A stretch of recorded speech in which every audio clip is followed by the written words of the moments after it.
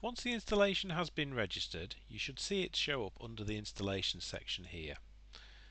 So we can see that we have one customer with one installation.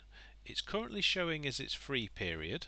That's because it's running under a free trial. All installations will get a free trial period that covers you for the remainder of the current month as well as the whole of the next month.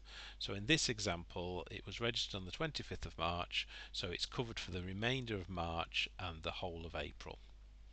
You can see that the product type, so it's a Backprocess Classic in this example, but it's flagged as a desktop license in this case. We also have the option here to transfer the perpetual key. So if this is an installation that was previously running a perpetual license key, you can enter that key here to surrender it, or you can click on this button to go and try and access that license key from the software itself.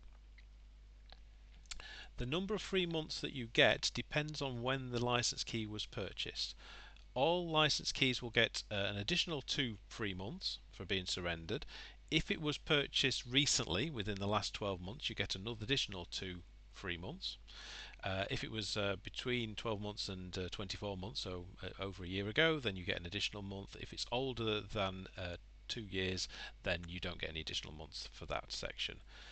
And then you would also get the number of remaining whole months left on the existing license key. So in some cases you can easily get back any remaining cover that you had on that license key plus some extra. So it's definitely worth doing if you have any traditional license keys that you want to surrender and switch across to the subscription model.